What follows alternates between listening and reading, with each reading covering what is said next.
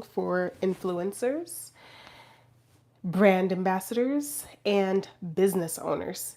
And I feel like business owners get caught up in the need to go viral, the need to get a lot of likes, and the need to get a lot of these surface level engagements that don't really move the needle when it comes to sales, when it comes to lead generation, when it comes to profitability.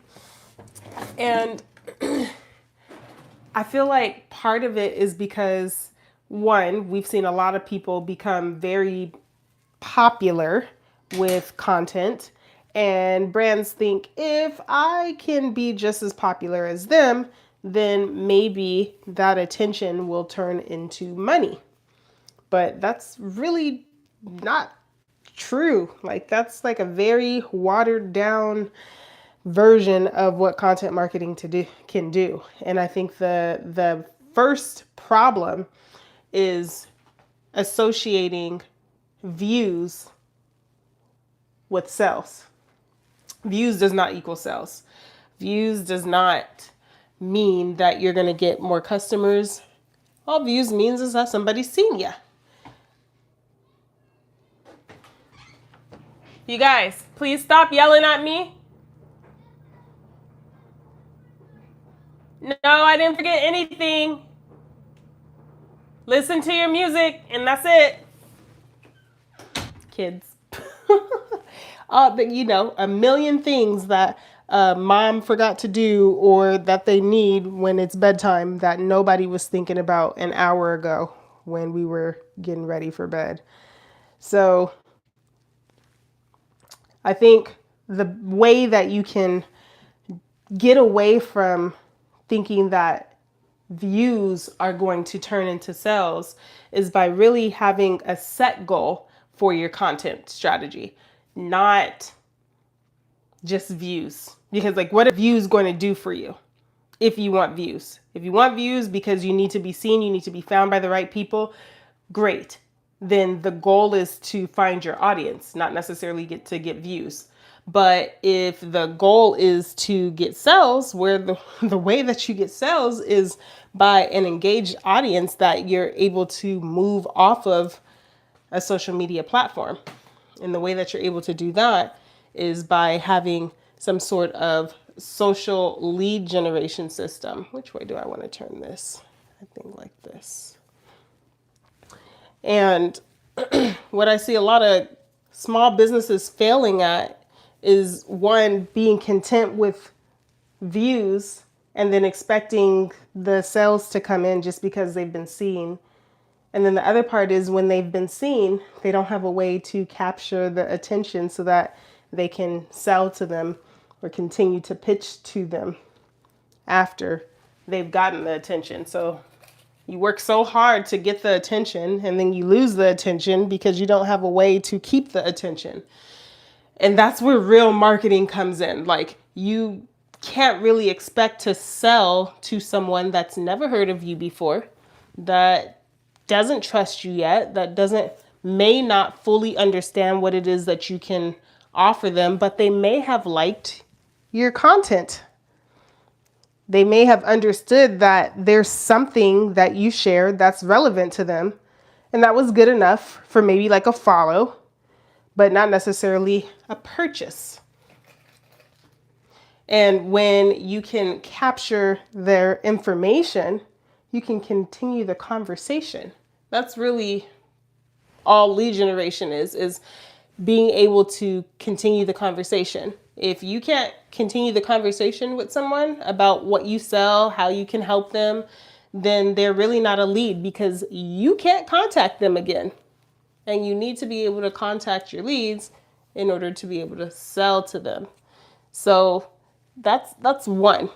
The problem is not being able to keep the attention. The solution is being able to capture their information so that you can continue the conversation. Capture their information, continue the conversation. I get a little silly when it's, nighttime because I'll be ready to go to bed. But And that's what I'm doing right now. I'm getting ready for bed and trying to preserve my curls, my heatless curls for tomorrow. But yeah, so here are a couple ways that you can capture leads so that you can keep the attention that you've worked so hard to get. One, you can do email marketing. So that would be setting up either Kit or let's see. I mean, there's so many. If you have Kajabi, that the email marketing is built into that. Throwback is MailChimp, right? Way Throwback is Constant Contact. I like Kit, is very easy to use.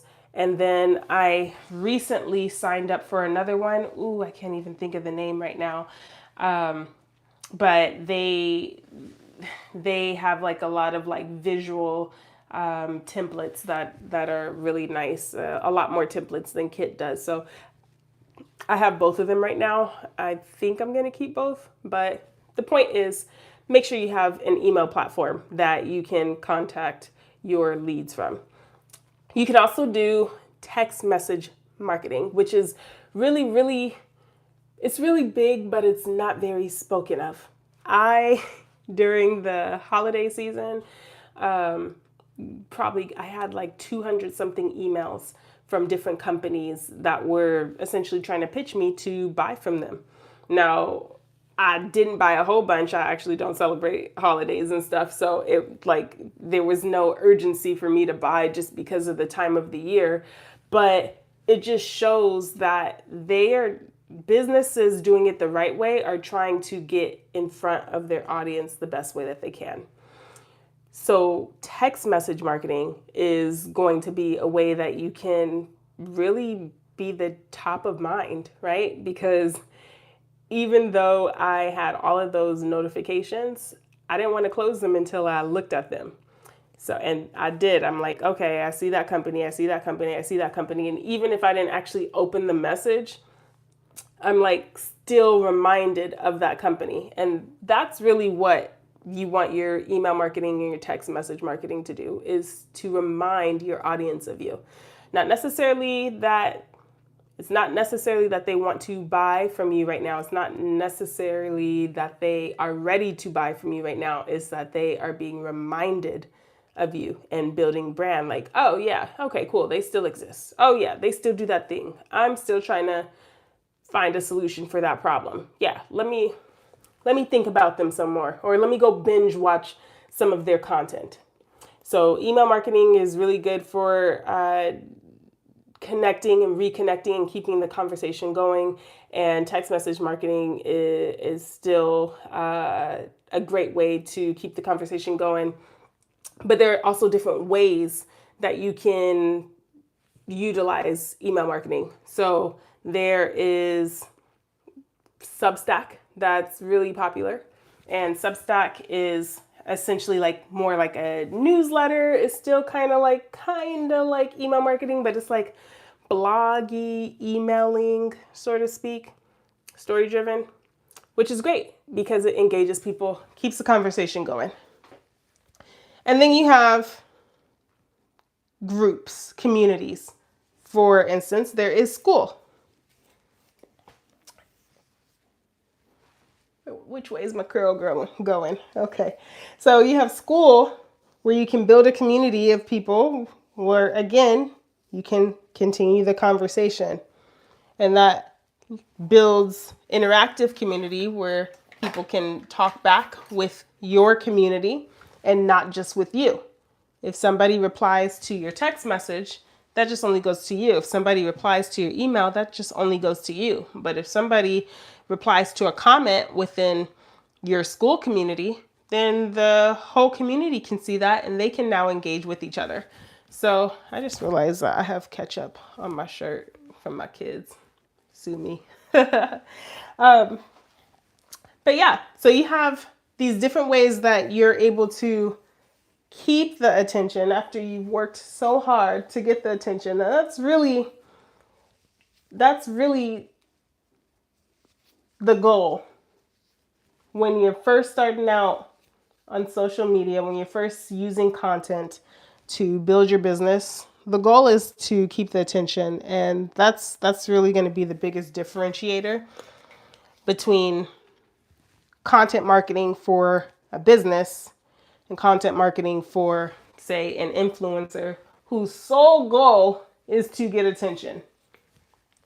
Not necessarily to keep it, but just to get attention because they're trying to sell their attention to brands.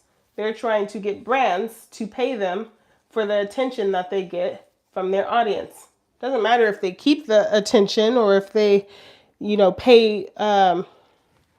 It doesn't matter if they keep the attention or if they have an email list, because brands just want that really hot second, those couple of days of a really hot post from that influencer. So it's not that big of a deal to them if they have the email. The email is a bonus, and I actually recommend any person that is a content creator or influencer to still have an email list and offer that as an upsell to your brand partners and say, hey, in addition to posting this content, I'll send everybody on my email list the content to direct them, to the video or post that I do. So that's more attention for them. People that may not have originally seen the post, the brand post. That's like, depending on how big your email list is, you can charge multiple $1,000s just for blasting a couple email series, like doing an email series. The day that the video comes out, a couple of days later, a follow-up. Hey, did you check this out? Did you get this? Did you know that you get a discount? Like, essentially kind of doing a sales campaign for them because it's more attention on their brand. Influencers are selling attention. They're selling attention. So they don't need to keep the attention on them. They just want to get attention on whatever it is that they're talking about for that day or hour or for that post.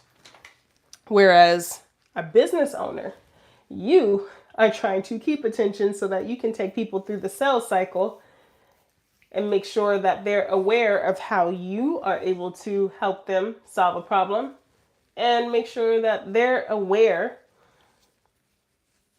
of your solution and how it helps them get what they want. That takes more time, takes more trust. So then it takes more communication. And usually that communication needs to happen offline, like off of a social media platform. So again, in order to keep attention and not do content marketing like an influencer, if you're selling something, whether you're selling a service, whether you're selling a service, whether you're selling a product, it doesn't matter which one it is. What matters is actually having a way to communicate with people that you want to sell to. And let's see, Christian says, hi, hello. And so it's really important to make sure that you have a way to do that. You could do that with email marketing. You could do that with a community like Skool. You could do that with Substack through a newsletter. You can do that through text marketing, text message, or SMS marketing. All of these are different ways to be in continuous communication with your future customers. It's important. You have to communicate with your future customers. You can't just let them see one post and say, okay, hope you buy from me. Or go, like if I told you, click the link right now in the description and book a call with me, or book some marketing services with me. You're like, I don't know you, right? I just saw you on live for like 15 seconds. I'm not spending hundreds or thousands of dollars with you right now. Like, I don't know you like that. It's cool. I'll talk to you. I'll listen to you for a minute. But I'm not ready to spend money with you. And that's what continuing the conversation helps us to do. Ooh, I'm almost done. Ooh. Let's see here.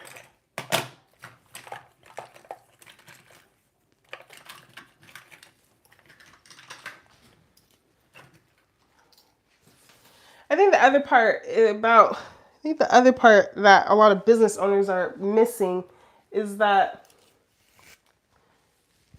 when it comes to content marketing for business owners, for businesses trying to sell something versus an influencer that is trying to solely sell attention and get attention and bring attention to another business or brand that they're promoting.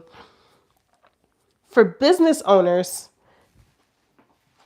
it's important not to get caught up in trying to do the cool thing or trying to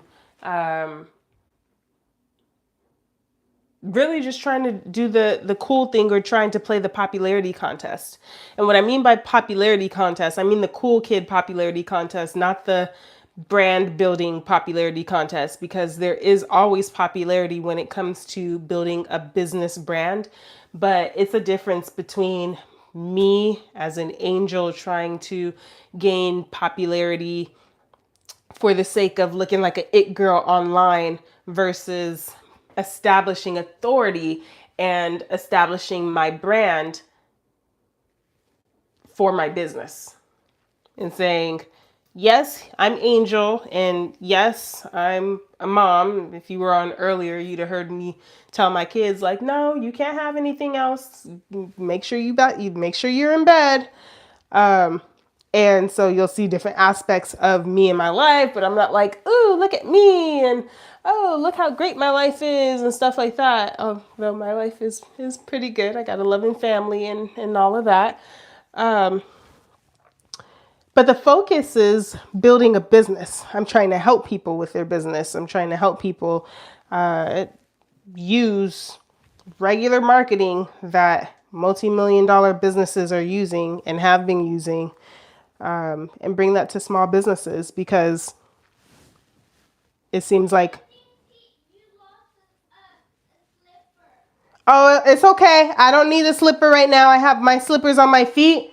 You guys don't need slippers because you should be in bed. Please get back in bed. Okay. Thank you for letting me know. Please get back in bed.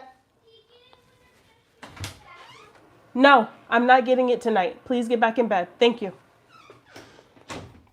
Anything that they can do to delay going to bed. It is absolutely hilarious. Let's see. Get this last one. Carolyn, hello. Hello, hello. Nice to see you. Thank you for joining. Okay. No. No. But I lost my hat. Go find it.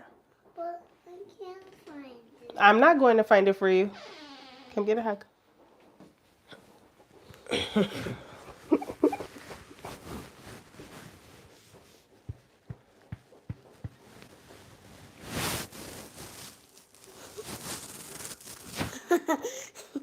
You asked me what you are.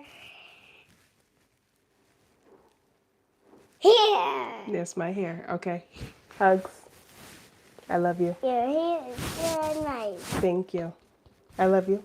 I love your face. I love your face. All I right. love your face. I love you. In the Oh, butt. my face is stinky. All right. Go get in the bed. I love you. Good night. No. No. Put it down. I need to wake up. Excuse me. Look at me. Hi. Go get in bed. Bye. After I wake up. Yeah, after you wake up, you could get your watch.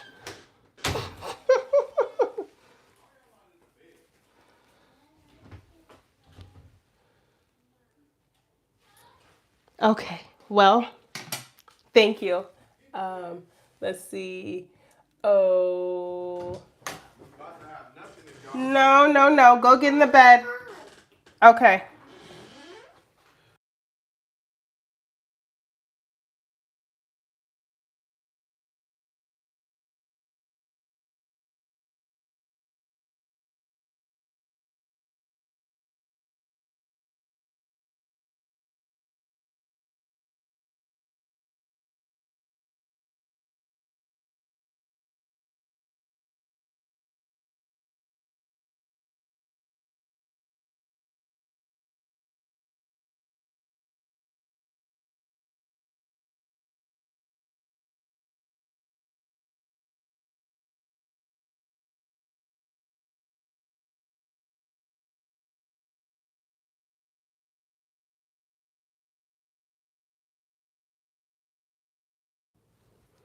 Okay. So, hi Seth. Hi everyone. All right. Um, yeah, the kids, they do this like every single night. Let's see here. All right. Okay. So, yeah, we will continue this conversation maybe tomorrow. So, meet me here tomorrow. All right. I'm going to go get in the shower because I really do want to go to bed too. Thanks for hanging out. I'll talk to y'all later. Oh, make sure you hit the link in the description so you can get my content marketing profit plan for small businesses. All right. Peace.